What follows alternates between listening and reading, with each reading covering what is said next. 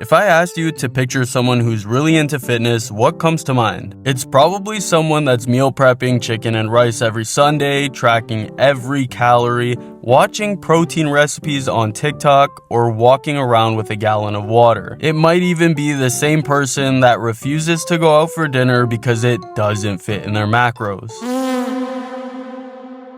Basically, someone who spends an unhealthy amount of time thinking about food. Okay, now hear me out, because the healthiest people I've ever met, they eat when they're hungry.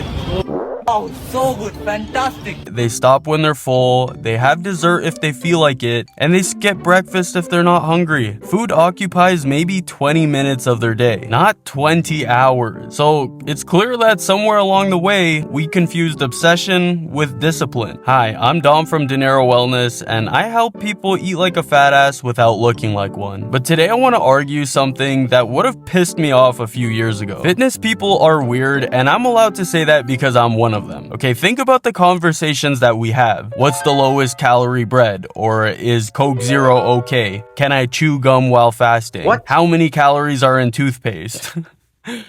We've somehow reached a point where grown adults are arguing on Reddit whether cinnamon has calories. Meanwhile, your little old granny, who's maintained the same weight for 30 years, has absolutely no idea how many calories are in an avocado. She just eats, and somehow she's less stressed about food than the guy who's trying to optimize every gram of protein. Isn't that strange? This is where I think everything started going wrong. Food stopped being something we just eat, and it became who we are. Like, I'm keto, or I'm vegan, or I'm carnivore, I'm fasting, I'm eating clean, I'm bulking, I'm cutting. We've built entire identities around how we eat. It's like being forced to put a pronoun in your Instagram bio. And then we wonder why eating a cookie feels like an identity crisis. Think about when people say, I was bad today. Bad? Like, what'd you do, rob a bank?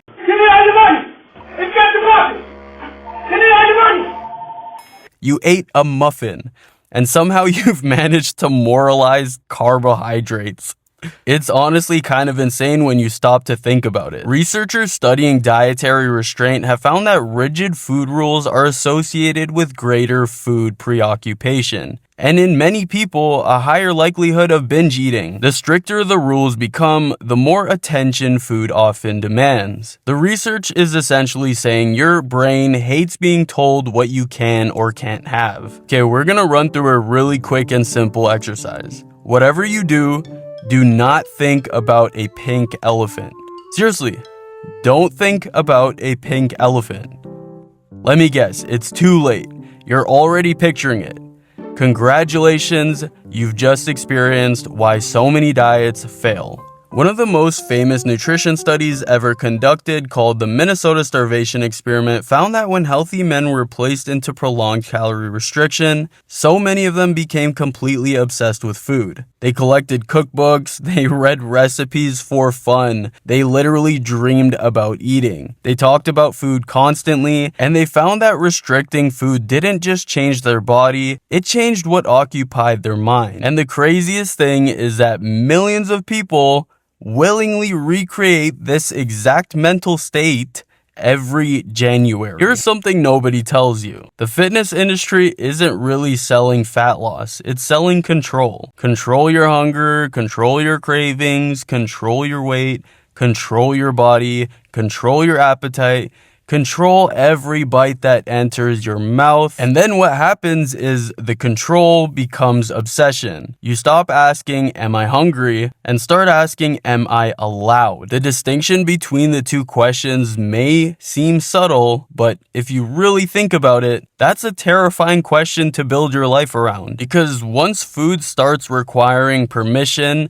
once you literally start policing what enters your mouth, the food that you're supposed to be consuming for nourishment becomes a test. I still remember the exact moment this all started to make sense to me, because I realized that healthy people don't spend all day resisting Oreos. They don't spend all day wanting Oreos either, because Oreos aren't anything special. They're just Oreos. The more forbidden something becomes, the more power it gains, which is why I genuinely think that eating 2 Oreos is often more healthier than spending 6 hours pretending you just don't want them. Because what usually happens is you spend all day resisting 2 Oreos, and then when your body and mind finally cave in at 11 o'clock at night, you end up eating the entire pack. Mood, you guys. Today for breakfast, we're gonna be eating cereal. I'm so excited, Mood. You guys, I love this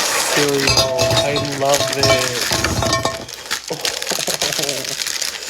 I don't know about you, but I think eating just the 2 Oreos to begin with may have saved you a lot of pain and suffering. But it's important to understand that this does not indicate a lack of discipline. It's just how scarcity works. Okay, so how does food freedom actually change this mindset? Well, first of all, food freedom isn't eating whatever you want, whenever you want.